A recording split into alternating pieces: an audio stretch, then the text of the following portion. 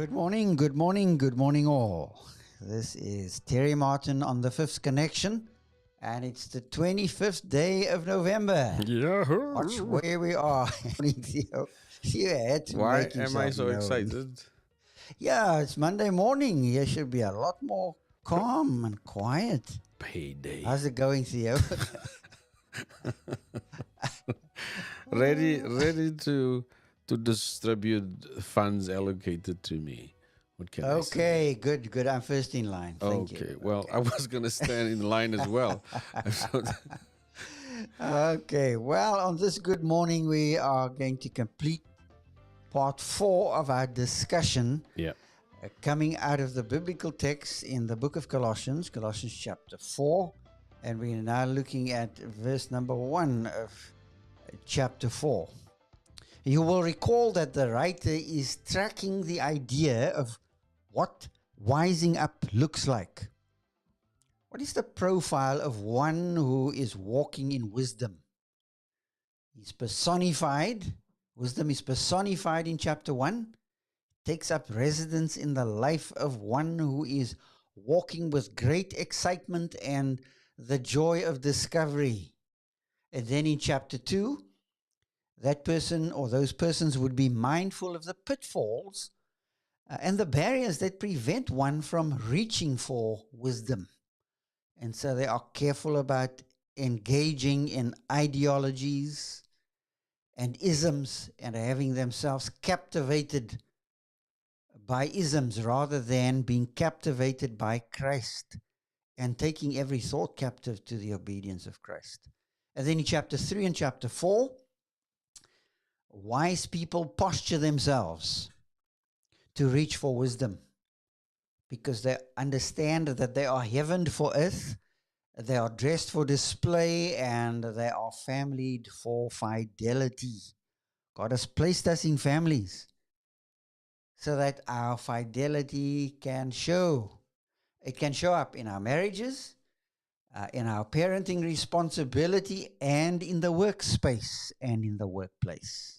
And that's where we are this morning. So, Theo, we want to continue that dialogue from Yeah. last Friday because we were talking about how that my workspace is my ministry under God with a capital M.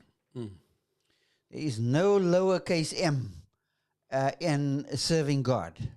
All of us are ministers of the gospel. Now, we formally use that term minister of the gospel when we refer to a particular category of leader in the New Testament. But that's not where we're taking it. We are talking about every member of the family of God being a servant of the risen Lord. And what functioning in service to the risen Lord looks like.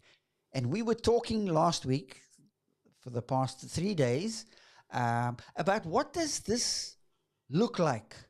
What does the work ethic look like when it takes up residence in the life of a Bible believer? One who is a follower of the way. And you and I have walked some ways there. No, and it's not been a short journey, but you find yourself in the agriculture space, leading a charge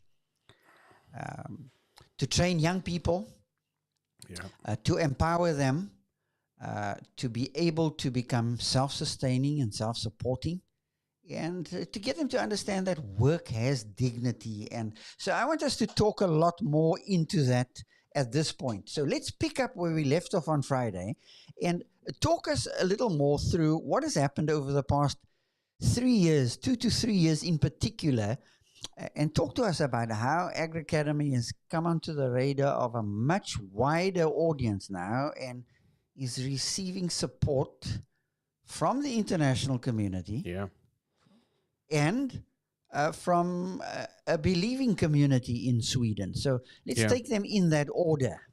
Okay. Yeah. So it is so that since 2019, when we started Agri Academy, the ideas were initially spread in a little local village in Haarlem, in the Southern Cape. And we had actually, and Terry, you will remember, one of the things that we had asked the government at that particular point was to support what we were doing.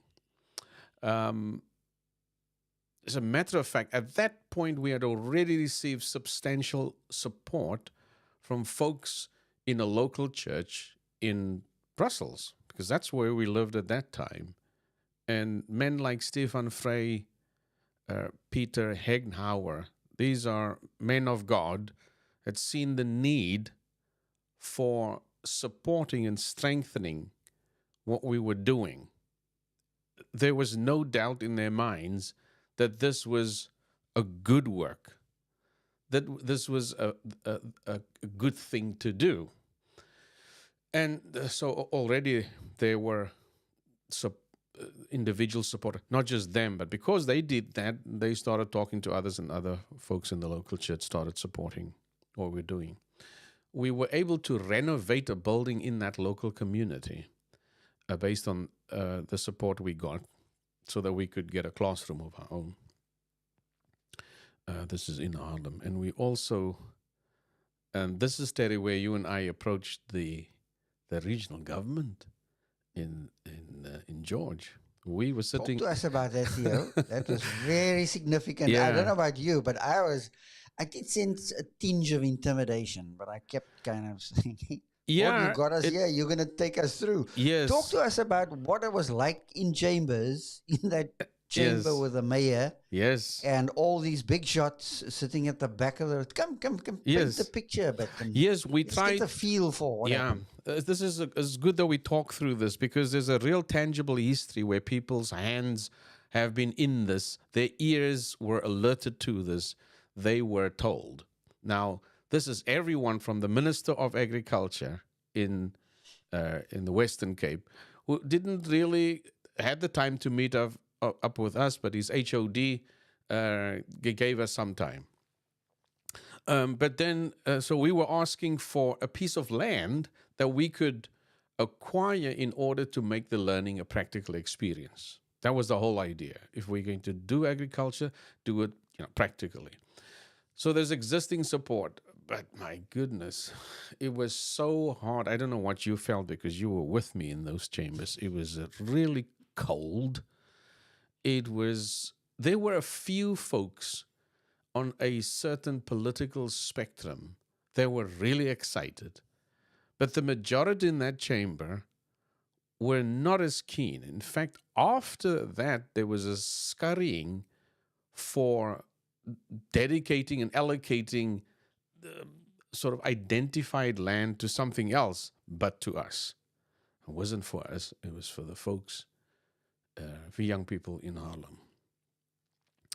But it felt so icy and so cold and so distant. There was no empathy, true empathy, that I sensed from the entire chamber in that region.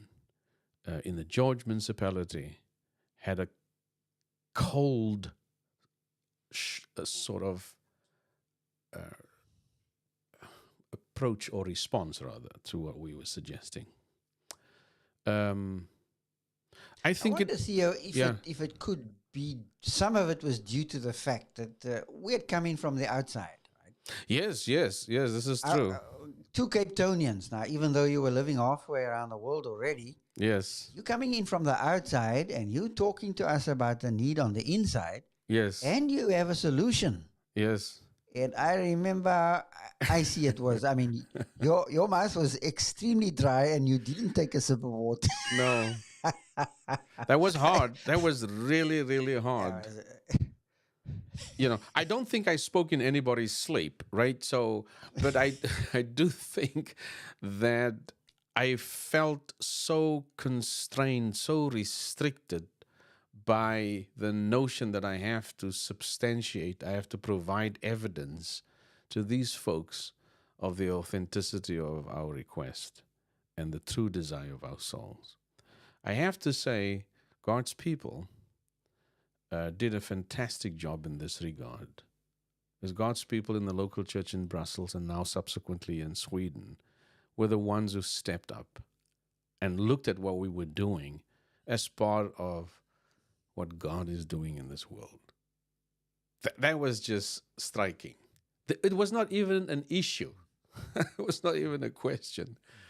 Not just that, so the support came for that tangibly. The first cohort of students, we were able to put something like 23 students through that first cohort. We are starting now in January, the second cohort of students.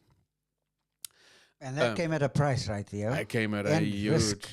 huge price and huge High risk. risk. Yeah, highs and lows, and lots of hurdles to overcome. But it was heartwarming that God's people stuck through it. And here's the beauty of the local church in Brussels, and now the one in Sweden, and Stockholm particularly. It's not just that folks would give. This is almost without saying, if there's a need and you have the resources to allocate to that need, you just meet those needs. But also praying. Folks, keep the work that we do in prayer. Praying for what God's doing in this particular project. I have to interject here because I think you and I had some serious discussions at one point. Yeah. And during those encounters, both Jackie and I were seriously looking at, do we move to Harlem? Yes. That wasn't even a joke. Yes, yes. My wife was very excited. Yes. When I took her to Harlem the first time, she walked behind a horse that was pulling a plow. And she had these wonderful bright pink tackies on her, but she was so excited to watch how a horse plows a part of a field and rips up the earth. Yes. Just the smell of that. You cannot get that smell anywhere in the city. No. But you have it there. And we were wrestling with, would this be an option? Yes. And the challenge is for us. No, too late. Would you say this later stage of our lives? Yeah, but it added to how seriously we took this assignment. Yes. That we were contemplating relocating, moving substantially our geographical location in order to strengthen what is happening. Never once thinking, well, this is not a church sending us, but it's that was not the issue. And this is what is so beautiful. We did get the attention of additional donors in Europe and in the US, some friends, colleagues, folks in my network, but also the European Union saw what we were doing. And in our networks, as they expanded, we were offered an opportunity to apply for a grant to strengthen the quality of our teachers' responsibility as teachers of vocational training in agriculture. And we were successful. We're right in the middle of that grant right now. In fact, in a couple of days, on the 2nd of December, this coming Sunday, I think it is, 3 of our teachers are traveling to Brussels for job shadowing to understand how do other folks work within the learning space as far as agriculture is concerned. And what can they learn from that? What can they bring back to deploy both in George, well, not both, so the 3 places, George, in Harlem, and also now in the Northern Cape, in a place called Concordia, just outside of Springbok. This is, for me, that the church, God's people, was so fundamentally and initially so involved in this and ignited this kind of spark that's now become a really meaningful project, if you wish, that can transform the lives of people. But even you, Terry. So, a lot of this is stuff that I brought to the table, out of my experiences and things, and the kind of support I received from you throughout hours and hours that we spent thinking, talking, negotiating, planning, plotting, pretty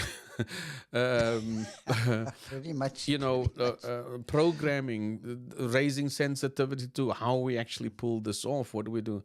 That was fantastic. Never once did I get the impression from you said, "Look, Theo, this is not really something that this is not a ministry." I mean, it's never an issue.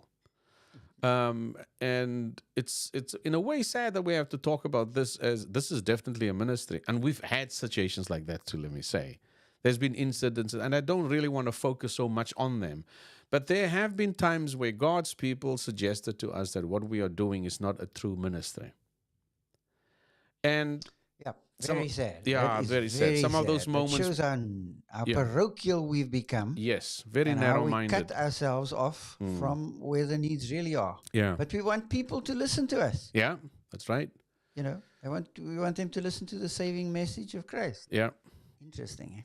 And the other So, thing is also, sure. sorry to cut your word there, and it's interesting that when we talk about the sort of work that we are doing, that we say beyond the church, we it seems to be easy for us to think of, okay, I've got my job, but on Saturday mornings I'm part of a soup kitchen in a local area. This is okay. This is feeding the poor. But the very work I do Monday through to Friday in the workplace, now that's not ministry. That's something else. And that, I think, has been hard to see, because I think what it's done is it's restricted folks to be involved in something great that God is doing, even if it's in another part of the world. And as you say, it's parochial. It's very, very narrow in what we are doing, and how we view our mission in this world. And as I mentioned to you in an earlier conversation, I don't know why it is that we think it's okay, a soup kitchen, now that's getting your hands dirty with development work. But your very job in the workplace where you are is not. This I don't completely understand, but it is, I think it's something that one really needs to look at so that we can strengthen God's people to think differently. Because what I've learned from what you've shared, from the Colossian experience, that there is a relationship with God that needs to spill over in the way an employer and an employee relate to each other. There's no doubt about that. Absolutely. There's no Yeah, doubt that that's been the absolutely right. case. Yeah. Yeah. And with the world of work shifting and changing so fast, Oh, I man. mean, we're right there. Yeah. A world without jobs. How do you create these containers Yeah. inside of, how do you take your content and put it in a different container? Because that's what job and work is. Work is Exactly. the content, job is the container. Yeah. How do you marry those two things in creative ways inside the culture? And that's a discussion definitely for another day, Theo. Yeah. But I want to just thank you. It's been a good journey, a great journey.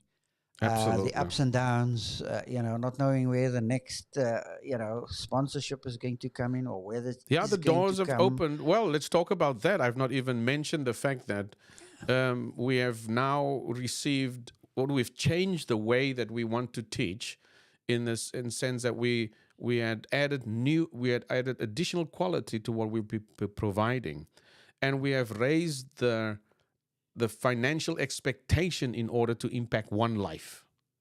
So this far, we've had 3 students sponsored for the new iteration, or the new program starting in January. And that's been fully funded. So we have 3 students that we can take through an 18-month program and give them the best. When I say a rural child gets the best, I mean, you talk about everything. Quality teachers, engaging learning materials. If it's in the agriculture space, protective clothing, since it is in the agriculture space, everything related to that. Support financially for them to deal with some of the basics that they require. Support for their technological resources that they need, computer and the data they required to stay in touch and learn some of the technology in agriculture. And we're going to keep it there. We are not going to reduce the impact in these rural communities. We'll rather work with smaller groups and give these young people the best. And folks have listened to us, and folks have said, okay, if that's what you want to do, we can help you with 3 students. This coming Thursday, we start a new campaign right here in Stockholm to secure and ask for help for even more. Okay. Yeah. Oh. Theo, there's still such a lot to talk about, but we're going to, in follow-up episodes, we will we will revisit this topic for sure, because I Absolutely. think in our country and in the province I'm living in here, we need a real wake-up call onto this one, with our Absolutely. unemployment being so high. Yeah. More than 52% of our young people are unemployed. Absolutely. So it's huge. Theo, Yeah. let me hand back to you so Yeah. that we can round up here. You're the technical man. In front of Yes. all the buttons. Thanks for that, Terry. Thanks for your input. Absolutely. Thank you, for listeners. thank you for listening in this morning. We're playing out with Andre's song called I'm Alive. It's a really encouraging challenge, or an encouraging call for the week ahead. Thank you for spending your time here with us on the Fifth Connection. We look forward to see you tomorrow morning. Same place, same time. Terry, thank you. Thanks, Theo. Thanks, listeners.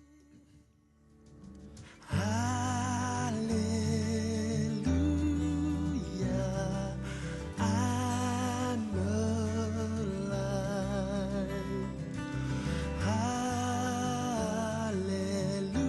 Hallelujah, I'm alive.